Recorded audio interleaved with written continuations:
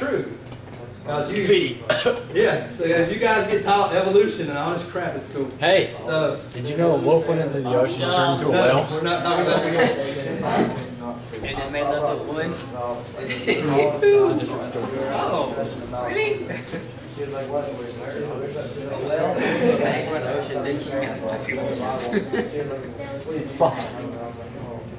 See, I mean, you guys, they're teachers that are in your schools that don't know Jesus, and they're not really supposed to be spiritual authorities in your life. I've heard friends these past couple weeks excuse sin that they gave to God months ago. I've heard people, even in our church, that got up and testified, man, God delivered me from this. God freed me from this. I don't have this problem anymore.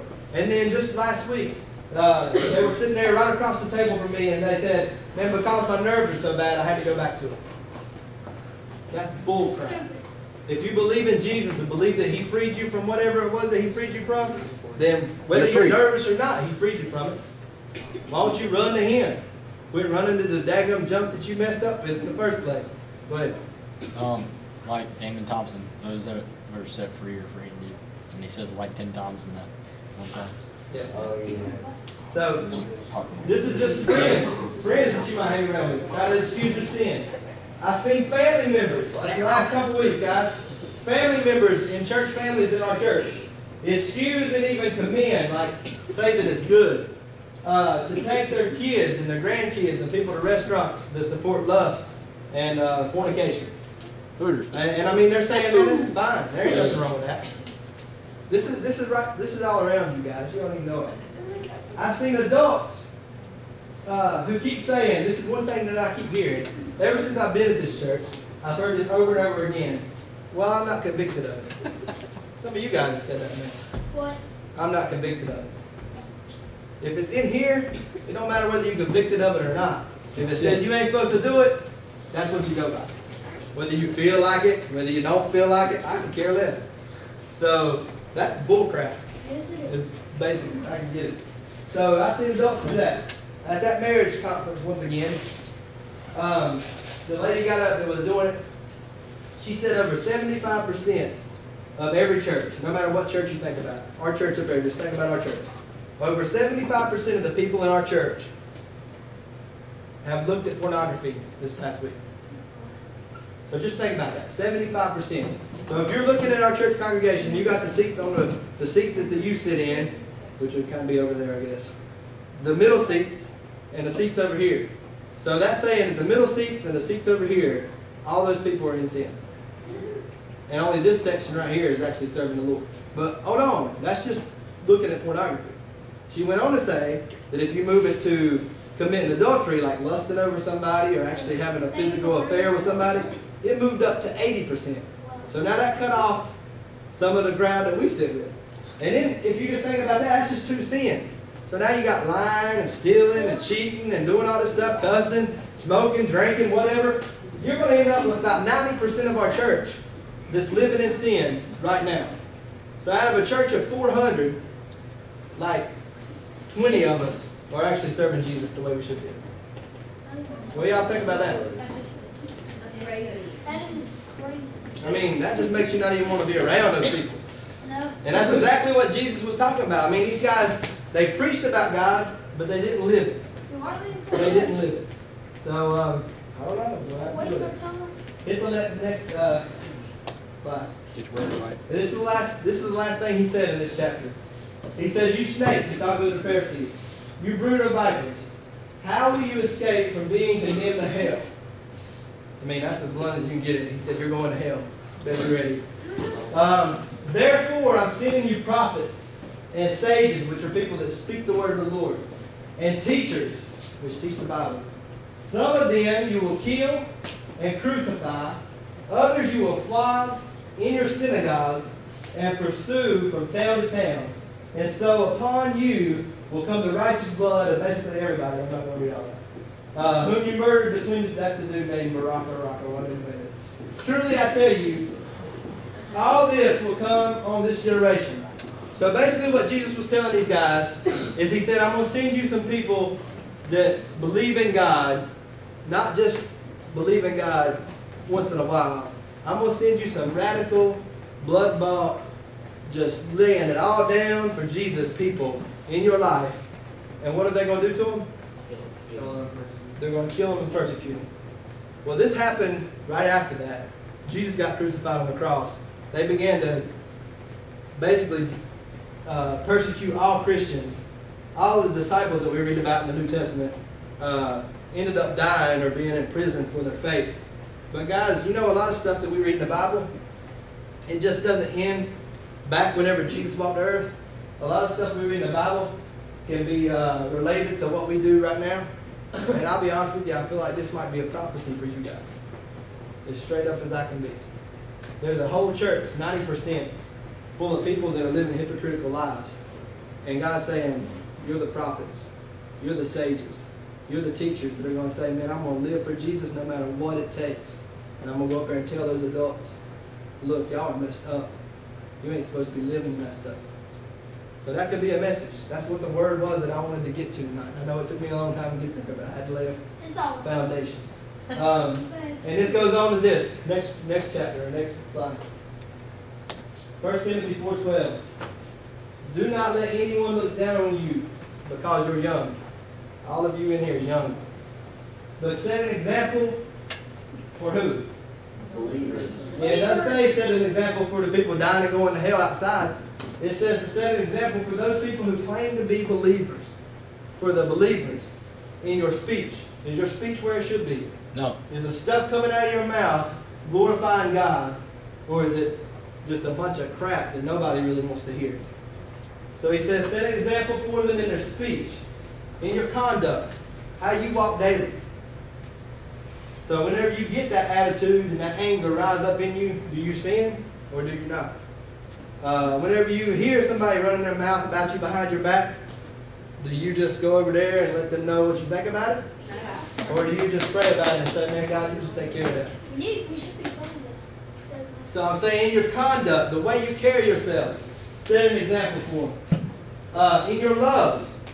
We already talked about this love thing keeps coming up. Your love and everything. Anyway. In your love, agape love, that you love even the people that are talking about you behind your back. That you love the people that you cannot stand and would be willing to die for them. That's the kind of love Jesus had for us. In your faith. So that means, guys, that you just know that God's going to do whatever He can do, whatever you need Him to do, He's going to do it. And in your purity, that one kind of hits you between the eyes. That means your eye, purity, what you're looking at, ladies and gentlemen. That means the stuff that's in your head, and believe me, that's the hardest thing in the world for any guy in here. I know it is, because I deal with it too. The thoughts that come through your mind, Satan puts those things in there, and you just have to get rid of them. So that means in your thought life, and it means in what you do physically. So your eyes and your thought life, if you're screwed up there, the physical stuff, it matters, but you got to take care of those two things too. And that's just more than likely you're going to end up. Yeah, that's just another step. So he says, set an example. Don't let people look down on you, because I'm gonna tell you, a lot of people up there look down on us. You guys know. But it says, don't let people look down on you. Set the example in those areas of your life. Are you guys doing it? Because that's what God's calling us to do. I think that's where revival is going to take place. Whenever they get up there and they see Adam, and they see Zach, and they see you guys, and all you guys stand up there and be like, man, I don't care what it is. I'm going to go hard after Jesus. All you guys can just go do whatever crap y'all want to do. I'm going to go hard after Jesus no matter what. And whenever they see that, then they're going to be like, well, man, maybe we're not doing what we're supposed to be doing. And they're going to lay down the stuff that they're messing up. And that's God's call to you guys. So there's no more excuses. Some of you guys have family and your parents at home that you deal with every day that try to tell you stuff about Jesus. They don't a bit more know Jesus than the daggum spotted color wall over there. And it's got a cross on it, so it might know Jesus more. So I'm not telling you not to listen to them, because what did that verse say? It said, listen to what they say. But do not do what they do. Good job, Kelly.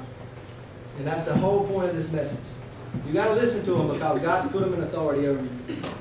In a natural sense, God's put them in authority over you. But you ain't got to do what they do spiritually. So some of you guys, that's a word for some of your households even today. But I want to challenge you guys with that. If you don't have those things right, get them right. And if you got those things right, then you have no excuse to stand up there on Sunday morning and be like, man, y'all got to get your stuff straight. And be an example for the believer. So you want us to go up there, take the microphone and say? Sure, why not? I might not be your youth pastor next week, but that's a good I mean, that's a challenge, guys.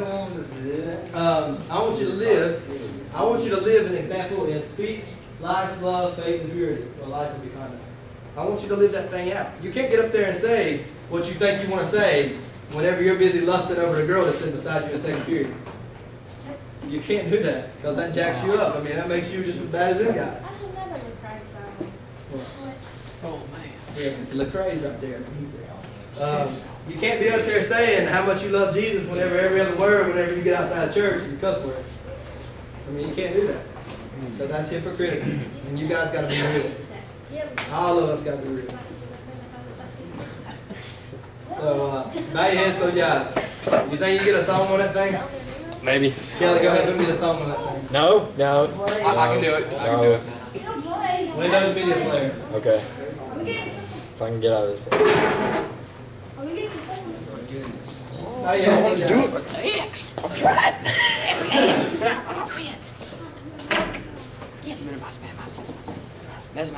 There's two things that I want you to respond to tonight. What song? Whatever, it's something. That's a slide. That's good. One of them. So slow, man.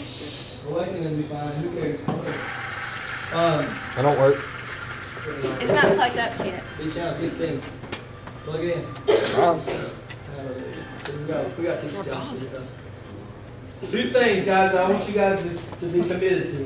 Which one? First of all, if you are not setting an example in one of those areas of your life, you know it. God's dealing with you on it even now as we're talking.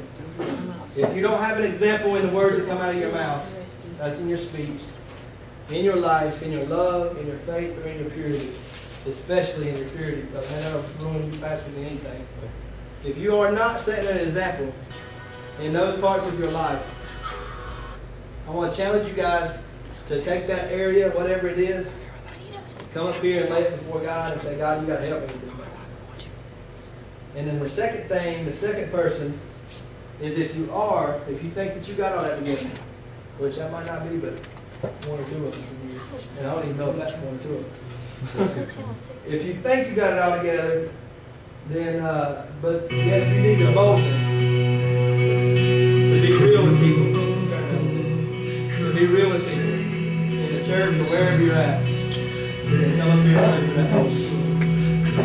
There's a challenge. If you got an area in your life that you need help with, lay it up here, ask God to help you with it. And if you got all them areas fixed, but you need boldness, come up here and be bold about it.